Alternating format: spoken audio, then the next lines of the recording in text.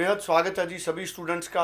Australia और New Zealand का comparison आज करेंगे मनोज अरोड़ा जी, जो जाने माने स्टूडेंट एडवाइज़र हैं। मनोज जी आज डिस्कस करेंगे, जब हम कंपेयर करते हैं ऑस्ट्रेलिया और न्यूजीलैंड के स्टडी वीज़ा को, वीज़ा सक्सेस रेट को, एक्सपेंसेस को, स्टडी के एक्सपेंसेस को, फीसेस को और इनकम को, पार्ट टाइम इनकम ऑस्ट्रेलिया में, न्यूजीलैंड में, और पीआर ऑस्ट्रेलिया और न्यूजीलैंड कहाँ पीआर इजीली स्टूडेंट्स की होती है। और आज के सिनेरियो में, करंट सिनेरियो में, जब ऑस्ट्रेलिया का जीटी का प्रोसेस काफ़ी टफ है, कई यूनिवर्सिटीज़ ने हमारे इंडियन स्टूडेंट्स के लिए टेम्परेरी सस्पेंशन बना रखी है एडमिशन की। ऐसी सिचुएशन में अगर ऑस्ट्रेलिया नहीं तो क्या न्यूजीलैंड, अगर न्यूजीलैंड नहीं तो क्या ऑस्ट्रेलिया, स्टूडेंट क्या तय करे, ये बड़ा इंपॉर्टेंट डिस्कशन है। मनोज जी आपका वेलकम है। जी नमस्कार जी। नमस्कार जी। मनोज जी कैसे कंपैरिजन करेंगे न्यूजीलैंड और ऑस्ट्रेलिया का आज के टाइम में? देखिए, पहले तो मैं कहूँ कि मेरे लिए ऑस्ट्रेलिया और न्यूजीलैंड दोनों ही इक्वली इंपॉर्टेंट कंट्रीज़ हैं। ऑस्ट्रेलिया में मैंने अपनी जर्नी शुरू करी थी, वहाँ पे मैंने जाके 97 में अपनी पहली वहाँ पे डिग्री करी थी। उसके बाद और न्यूजीलैंड में तो मैं रहता हूँ, इसलिए कंपैरिजन कर पाना मेरे लिए बहुत डिफ़िकल्ट है। लेकिन स्टूडेंट्स के लिए हम इसको अगर कंपेयर करें तो न्यूजीलैंड और ऑस्ट्रेलिया में बहुत सारी सिमिलैरिटीज़ हैं। वहाँ के वेदर सिस्टम में, वहाँ के बिजनेस सेटअप में और वहाँ के कल्चर में तो काफ़ी सारी सिमिलैरिटीज़ है। इसलिए न्यूजीलैंड को ये एक पुअर कज़न की तरह ना देखें। न्यूजीलैंड भी अच्छे ऑप्शन स्टूडेंट को दे रहा है और उसमें कंपैरेटिवली देखा जाए तो कोई ज़्यादा फ़र्क नहीं है। अगर सबसे बड़ा फैक्टर जो स्टूडेंट देखते हैं मिनिमम वेज रेट का, न्यूजीलैंड और ऑस्ट्रेलिया की वेज रेट समवट सिमिलर है और जो उसके वर्क राइट्स हैं और जो इनटेक्स हैं वो भी काफ़ी सिमिलर हैं। तो काफ़ी सारी सिमिलैरिटीज़ हैं। कितना न्यूजीलैंड में कितना है sir work wage rate? Wage rate is $23। वो रिवाइज़ होता रहता है हर साल, तो इस बार भी रिवाइज़ हुआ है। तो न्यूजीलैंड जैसे ऑस्ट्रेलिया का भी अभी हुआ है रिवाइज़। तो उसके बाद टैक्सेशन सिस्टम भी समवट सिमिलर है कि अगर स्टूडेंट इतनी देर काम करेगा, साल में अगर 30,000 डॉलर अगर कमाते हैं, 30 से 35,000, तो उनको टैक्स भी वापस मिलता है। तो इसलिए काफ़ी सारी सिमिलैरिटी है सर।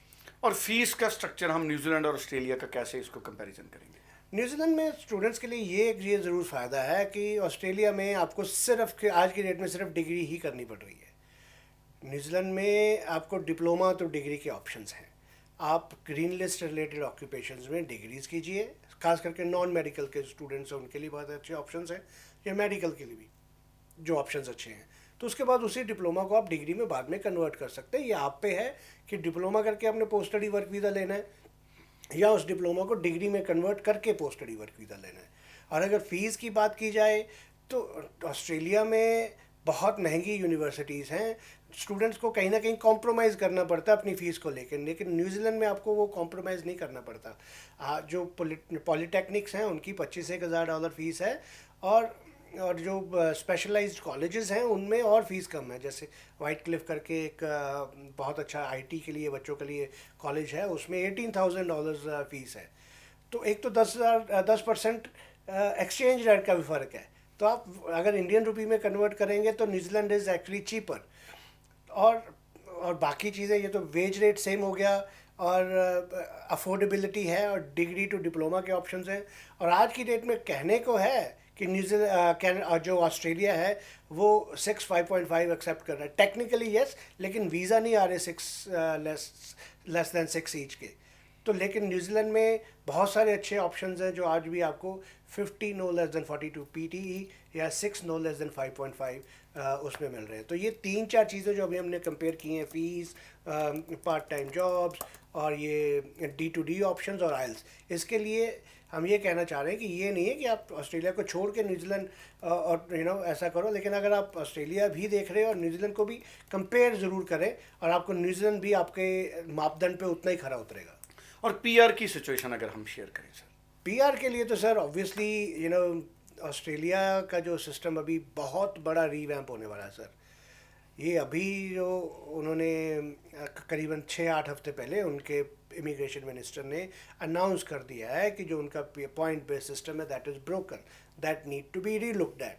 और वो ही चीज़ न्यूजीलैंड ने पिछले साल ही कर दी थी जी, जब उन्होंने ग्रीन लिस्ट रिलीज़ की थी।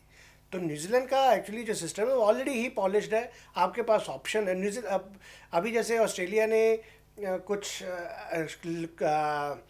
कोर्सेज की लिस्ट इशू की है जिसमें एक्सटेंडेड वर्क राइट्स हैं, लेकिन न्यूजीलैंड में उन्होंने ग्रीन लिस्ट पब्लिश की है कि उन्होंने कहा कि आप ये कर लो और पीआर है। तो इसलिए जो न्यूजीलैंड की जो पीआर के ऑप्शंस हैं, स्किल्ड माइग्रेंट कैटेगरी होती है, उसमें आप इंटरनेट पे जाके स्किल्ड माइग्रेंट कैटेगरी में skilled migrant category point indicator आप उसमें सर्च कर सकते हैं। 5 चीज़ों के आपको पॉइंट मिलते हैं, आपकी एज के, आपकी क्वालिफिकेशन के, और आपकी जॉब के, और जॉब की लोकेशन के। वो सीधे सीधे पॉइंट है। अगर हम जैसे मास्टर्स करने के लिए जो लोग ऑस्ट्रेलिया जा रहे हैं, they are very expensive universities there in Australia. 2 साल की आपको मास्टर करनी ही करनी है, that could cost you up to $60,000-70,000। लेकिन न्यूजीलैंड में यही चीज़ आपको 30,000 to 40,000 में भी अवेलेबल है, जिसमें आप अच्छे यूनिवर्सिटी से मास्टर्स करें, अच्छे इंस्टीट्यूट से मास्टर करें 1 से 1.5 साल की, उसके बाद 3 साल का पोस्ट स्टडी वर्क वीज़ा है। तो आपको आपकी एज के पॉइंट मिले, आपको वहाँ की मास्टर्स के पॉइंट मिले, आपको आपकी जॉब के पॉइंट मिले, और जॉब की लोकेशन के पॉइंट मिले। आज की डेट में 180 पॉइंट्स चाहिए, वो आपके सीधे सीधे बनते हैं। इसलिए तीनों कंट्रीज़ आज की डेट में जो पीछे न्यूजीलैंड, कनाडा ने भी शेकअप किया है, ऑस्ट्रेलिया भी शेकअप करने वाला, और जॉब के पॉइंट बहुत क्रिटिकल है। इसलिए हम आपको सिर्फ वीज़ा की बात नहीं कर रहे, वहाँ के जॉब के मार्केट के लिए कैसे तैयार हो रहे हैं।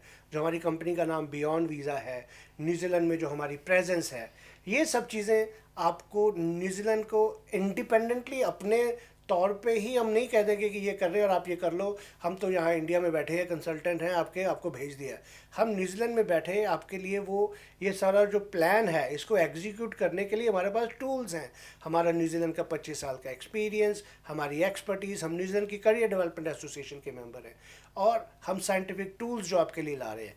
तो इसलिए न्यूजीलैंड को ऑस्ट्रेलिया से कम नहीं आंके, और ये सारे के सारे फैक्टर एक चार्ट बनाइए, एक तरफ ऑस्ट्रेलिया के फीचर्स लिखिए, एक तरफ न्यूजीलैंड के फीचर लिखिए, और उसके बाद हमसे अपनी कंसल्टेशन लें। जैसा हमने कहा कि ऑस्ट्रेलिया भी, ये नहीं है कि आपको ऑस्ट्रेलिया नहीं जाना है, ऑस्ट्रेलिया भी बहुत अच्छा ऑप्शन है। हम अगर आपकी प्रोफाइल ऑस्ट्रेलिया के लिए सूटेबल है तो हम आपके लिए ऑस्ट्रेलिया में भी इक्वली गुड ऑप्शन लाएंगे। हमारा तो आपका करियर बनाना है आपकी प्रेफर्ड कंट्री में। लेकिन अगर आपकी प्रोफाइल, आपके करंट फाइनेंशियल सर्कमस्टांसेस आज की डेट में नहीं अलाउ कर रहे हैं कि ऑस्ट्रेलिया है, तो आप न्यूजीलैंड में भी इक्वली गुड ऑप्शन है। This is what I wanted to convey to the aspiring student. अगर आप करियर के लिए सीरियस हैं, ऑस्ट्रेलिया न्यूजीलैंड के चक्कर में ना फंसिए। न्यूजीलैंड को ये ना दिए कि ऑस्ट्रेलिया कम मैं नहीं जा पाया इसलिए बड़े बेमन से मैं न्यूजीलैंड जा पा रहा हूँ, ऐसा नहीं है। न्यूजीलैंड भी आपके लिए उतना ही वेलकमिंग है। बिल्कुल ठीक है। और मनोज जी, दोनों कंट्रीज़ का आपने कंपैरिजन किया, बड़े अच्छे से किया। एक आखिरी सवाल जो मेरे जहन में घूम रहा है, मैं वो भी जानना चाहता हूँ। जो लोग न्यूजीलैंड में अपनी स्टडी कंप्लीट करते हैं, उनके लिए जब पीआर भी हो जाती है, या अगर पीआर नहीं हुई तो डिग्री कंप्लीट करने के बाद न्यूजीलैंड में, या अपनी एजुकेशन न्यूजीलैंड में पूरी करने के बाद, क्या ऑस्ट्रेलिया में आना जाना उनके लिए ईजी है या बड़ा मुश्किल है? देखिए, वो कुछ ज़्यादा टेक्निकल चीज़ें हैं, उनकी प्रोफाइल पे डिपेंड करता है कि उनके पास अगर वहाँ पे न्यूजीलैंड में किसी अच्छी कंपनी के साथ काम कर रहे हैं, उनकी ट्रांसफ़र हो सकती है ऑस्ट्रेलिया में। या जब आप रेजिडेंट हो जाते हैं न्यूजीलैंड के, तो आप वहाँ पे अप्लाई करें ऑस्ट्रेलिया में, तो ऑस्ट्रेलियन कंपनीज आपको स्पॉन्सर कर दें। जैसे पीआर भी हो जाता है कोई न्यूजीलैंड में, तो ऑस्ट्रेलिया में वीज़ा इजी से मिल जाता है आने जाने के लिए? हाँ, वो कोई प्रॉब्लम नहीं है। फिर वो तो आप सिर्फ ट्रांजिट वीज़ा लेना है और आपको जाना है वहाँ पे। अगर आपके पास न्यूजीलैंड का पासपोर्ट हो जाता है, वो शायद लंबी ज़रूर बात है, लेकिन जब भी आ जाएगा तो आप ऑस्ट्रेलिया में रह सकते हैं विदाउट एनी रिस्ट्रिक्शन। आप वहाँ पे अनलिमिटेड काम कर सकते हैं जितनी देर। तो न्यूजीलैंड का पासपोर्ट भी आपके लिए ऑस्ट्रेलिया का वही है सिस्टम। जितना टाइम अगर आपकी फैमिली ऑस्ट्रेलिया में है, आप उनके पास रहना चाहते हैं अपनी रेजिडेंसी के बाद, तो न्यूजीलैंड में आपको रेजिडेंसी नहीं, लेकिन सिटीजनशिप के बाद आप ज़रूर जा सकते हैं। तो ये थोड़ा एक्स्ट्रा टाइम ज़रूर लगेगा, लेकिन जो आजकल ऑस्ट्रेलिया की पीआर के हालात बन रहे हैं, वो पीआर अगर आपको 5-7 साल में मिलेगी, इससे अच्छा तो 5-7 साल में अगर ढंग से आप अपना करियर न्यूजीलैंड में सेटल करते हैं तो आपको सिटीजनशिप मिल जाएगी, जिसके बेस पे आप वैसे ही ऑस्ट्रेलिया जा सकते हैं। It's easier said than done. बहुत सारी टेक्निकलिटी आएंगी, हम इसको सिंप्लीफाई नहीं करें, लेकिन जैसा आपने पूछा है कि ऑप्शंस हम एक्सप्लोर कर दें, हाँ ये ऑप्शन ज़रूर है कि अभी आप न्यूजीलैंड में अपना करियर शुरू करें। आप आना जाना फैमिली के साथ 2 घंटे की फ़्लाइट है सिर्फ, कहीं ना कहीं तो वैंकूवर से टोरंटो जाने में ज़्यादा टाइम लगता है, जाने 4-4.5। हाँ जी, जाने की अपना ऑकलैंड टू मेलबर्न या ऑकलैंड टू सिडनी। तो आप अपना इवन ए वीकेंड ट्रिप आप ट्रिप कर सकते हैं अगर आपकी फैमिली ऑस्ट्रेलिया में है। तो ये बहुत सारे ऑप्शंस हैं, न्यूजीलैंड भी आप एक्सप्लोर करें और अच्छा अपना करियर बनाएं, और हमें भी being a New Zealander we are welcoming you. चलिए, thank you so much Manoj ji. Screen Thank पे you. नंबर है, कोई भी स्टूडेंट आप ज़रूर एडवाइस ले सकते हैं मनोज जी से फ़ोन करके। Thank you so much. Thank you.